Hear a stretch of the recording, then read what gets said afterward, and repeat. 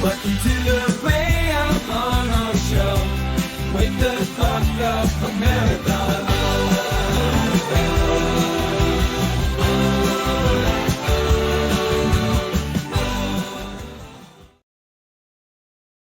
Good morning, good afternoon, good evening, everybody. Welcome to the Ray Amanat Show.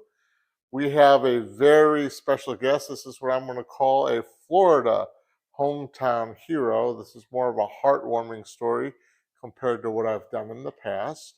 My guest is Miss Lori Albanese with Lucy's Lounge. Correct. Now, if you own a pet, if you have a dog, if you have a cat, goldfish, birds, lizard, tarantulas? No. No tarantulas? No tarantulas. And you're going out of town, I'm going to let Lori explain everything that she's done. But first, can you tell everyone a little bit about yourself, what you've done in the past, and how you got started with Lucy's Lounge? And then we'll get into how come it's not Lori's Lounge? Why is it Lucy's Lounge? I can explain that. Okay, let them know. Okay. I moved to Florida in 1986 after my parents moved down here and my kid brother moved down here. And we bought a house in Newport Richey. And we moved in on May the 5th, 1986. And I've been a widow for the last 23 years because my husband passed away. And the reason I call this business Lucy's Lounge is because when I started it, I had a dog named Lucy. She was a yellow lab. So I named my business after her. But prior to naming my business and going into business, I was doing it for free for people that I knew that had animals. And my next door neighbor said to me, "Why don't you start charging people?" And I said, "Nobody is going to pay me to watch their dog." And I was very wrong. That was probably the silliest thing I've ever said. I started my business in 2011, and this year I will be in business 14 years. So 14 years entrepreneur, and you're currently 89 years old as an entrepreneur. I am going to be 90 years old this month. That's This amazing. year. That's why you're a hometown hero, because you're a Florida hero, and you're pretty much in Newport Richey, or My house is in Newport Richey. Anybody who has a dog can come to my house. I give them the grand tour.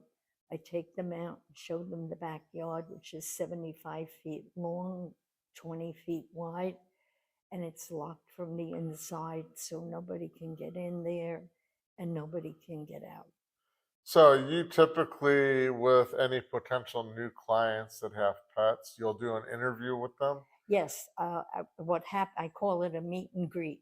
I have them come to my house, and With their pet? With the pet, and I tell them as soon as you walk in the door, take the pet off the leash.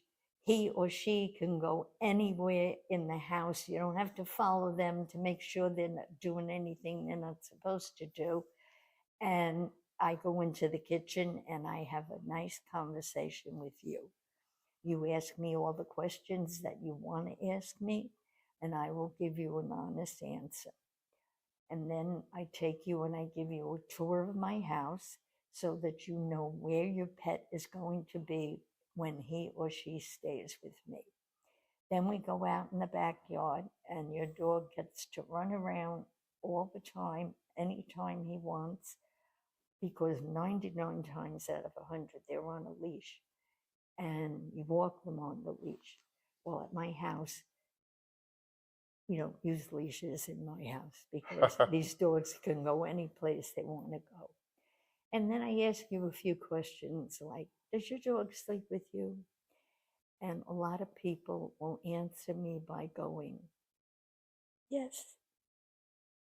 And I say to them, that's great because your dog sleeps with you. Your dog's going to sleep with me. Now, what if the dog doesn't sleep with them and they have a kennel for them? Or Then if they bring a kennel for the dog to go into, that dog will sleep in the bedroom where I am so that they're not way out in the house by themselves. They're in the same room that I'm in.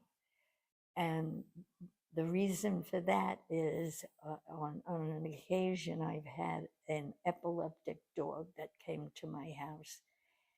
And in the middle of the night, I heard the furniture in my bedroom being moved around. And I got up real quick, and she was in the midst of having a seizure. right? And you have to be careful because you don't want them to hurt themselves. But she was getting behind the dresser in my bedroom and trying to get in between the dresser and the wall.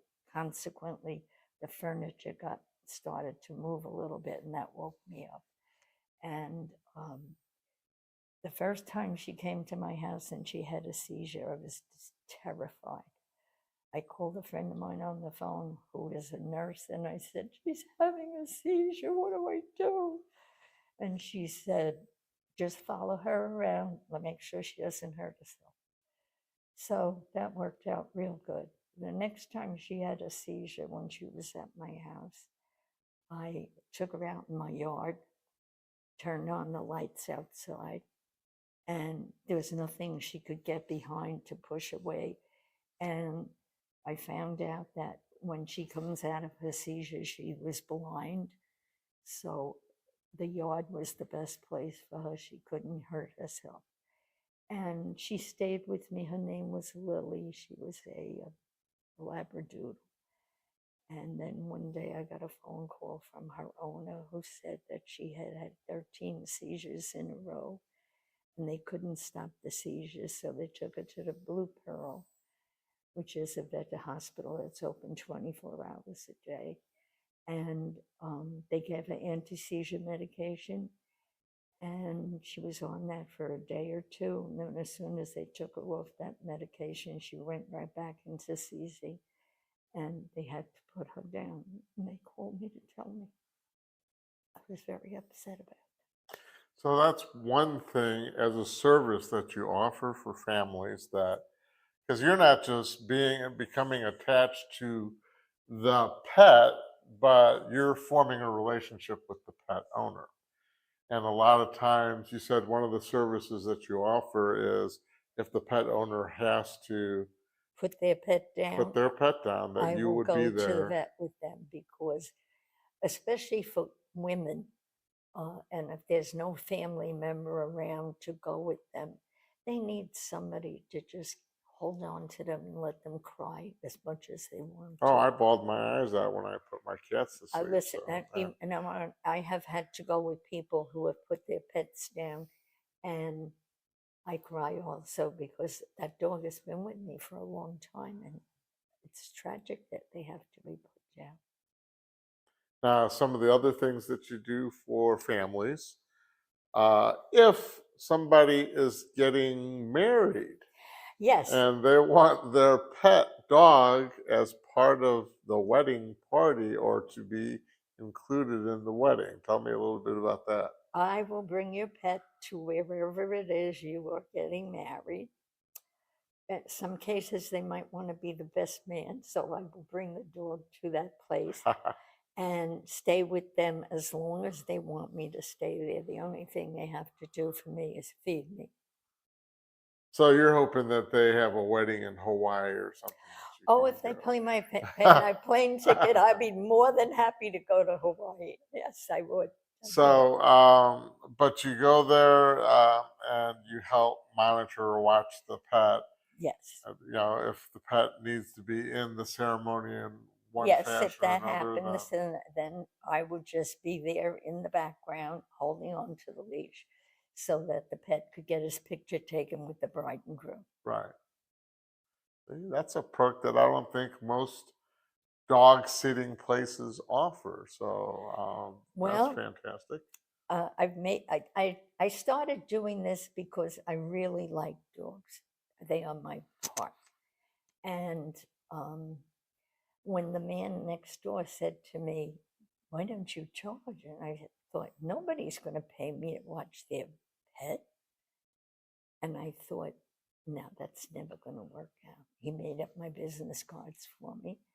And my first dog that came to me was a neighbor down the street. He had a little dog, and we had a little price to go with that little dog.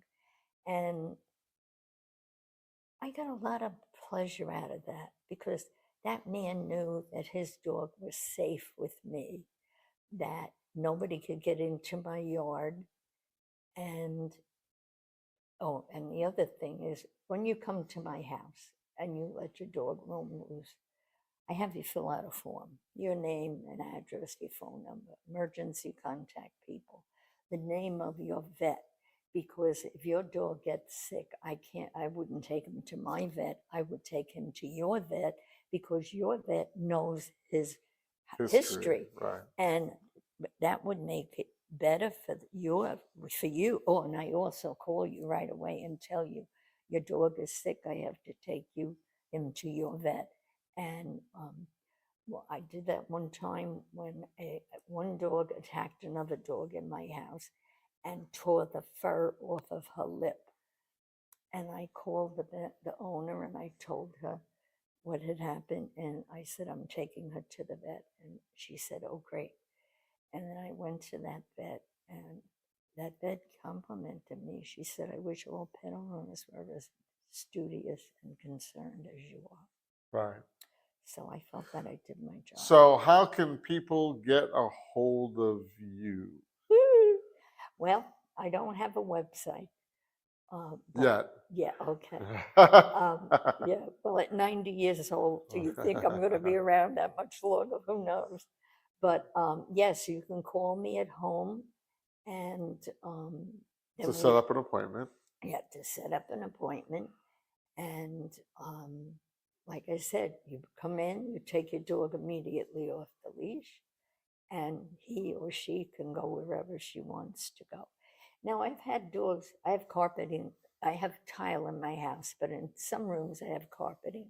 And the carpeting has been peed and pooped on more times than I have hairs on my So all the animals are marking their territory. So I don't, yeah, that's what happens. Male dogs are the worst offenders, but that's okay. And I do this. I also do Labrador Retriever rescue. So I'm working with little dogs and really big dogs. Right. And I've had people bring their labs to me, 5 or 6 at a time, because some people have a lot of them. And I took a picture of one family's Labradors. They were all sitting in the kitchen, really nice, and they were waiting. And I said, the owner said to me, how did you get them to sit there like that? They were so good. I said, treats. And yes, treats do work when you need to get a dog's attention. Right. And they all sat up, and they were very, very well behaved, as well as most of my dogs are very well behaved. So sometimes also, you had mentioned that if it's a cat, that you might prefer the cat to stay at the owner's house, and you'll just go check in on the cat because cats are a little bit more finicky with the environment. Yes, they don't like being moved out of their environment. So what I do is, depending on where the cat lives compared to where I live. How far would you travel? Yeah, I go like from my house up to State Road 52. I would even go to 50 if I had to. Right.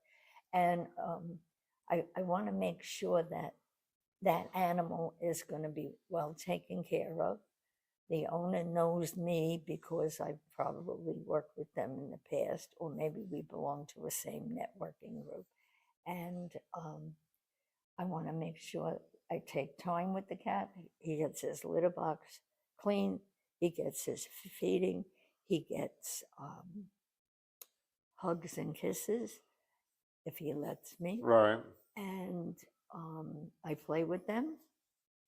And I stay like maybe a half hour, depending. If there's more than one cat, then I will stay longer because each one needs to get a little bit of its own individual attention. Right. And I haven't had anybody complain, and no cat ever got away from me. So, Right. and I do have a cat at home, and my cat has made friends with 5 black dogs. My cat is a black dog, and she's made friends with 5 black dogs. So I thought she was a racist. And then I had a brown dog that came into the house, and she made friends with him. So I said, "Oh, she's not a racist anymore."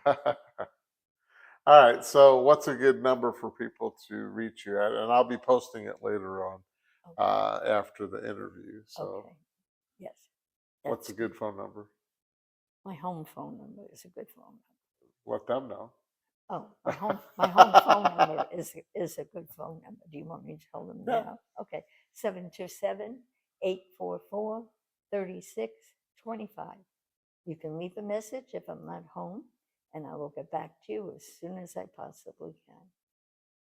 And just remember that when your dog comes to my house, I feel I am responsible for him, and I love every single one of them that has ever come to my house. And if any of them ever die, and I'm told by the owner, they call me up and let me know. I have my own moment where I cry for them because I love them, each and every single one of them. Well, it was a pleasure letting people know about who you are and what you do. Those of you that are interested in pet sitting, and you can do price comparisons to other kennels. I'm sure Oh, Lori would be a lot cheaper than most of the that's other places. If you're going out of town for a week or 2 weeks, then I've Lori would be the person you'd want to reach out to. I've done 17 days for one family, and I have bookings in April for. There's a wedding, and there were 5 dogs involved. They're all coming to my house. I am already booked for 17 days in July. A family is going to Alaska, and Christmas and Thanksgiving are all tied up already. All right. So, with So, that being said, we have to sign off. Thank you for being a part of the Ray Amanat Show, for coming thank you for on, asking me. and we'll see you on the next episode.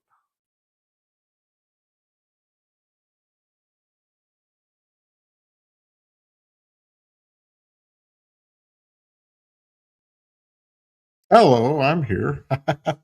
So I hope you guys all liked the interview with Miss Lori Albanese. We're going to be doing a lot more interviews with other business owners, so more to come on that. I would like to thank the OBBM Network.tv for syndicating us on their TV network station. So if you go to the OBBM Network.tv and search for the Ray Amanat Show, you'll be able to see all of our other previous episodes.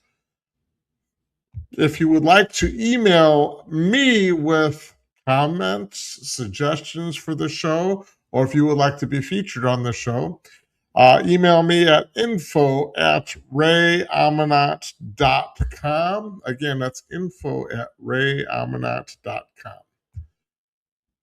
Let's bring this other information up. So again, Lucy's Lounge. It's either in her home, or if you have a cat, she prefers the cats to be at the owner's home. She'll go over all those details when you do the interview or the initial consultation. Her phone number again is 727-255-3518. Let's thank our sponsor, which is PBP Web Design. Our good friend, Mr. James Durkin. You could go to his website at pbpwebdesign.com or email James Durkin at pbpwebdesign.com. You can also call him at 727-457-5894. So hopefully Lori will be talking to James about a potential website, probably something basic or simple, just to get her information out there in the internet world and on social media land so people can reach her a little bit easier. As always, if you're ever in any type of trouble, whether it's a domestic issue, or if you have somebody that you know or yourself that is thinking about committing suicide, or if you witness a crime and you would like to make an anonymous tip, you can call for domestic violence issues. You can call the National Domestic Violence Hotline at 1-800-799-SAFE, the Suicide Prevention Hotline at 1-800-273-TALK, and Crime Stoppers USA at 1-800-222-TIPS. As always, with everything, any information that you see in the news, different news channels and things like that, be an informed voter, do your research, trust, but always verify and make sure everything that they're saying is factual. So with that, wake the clock up. We're running out of time.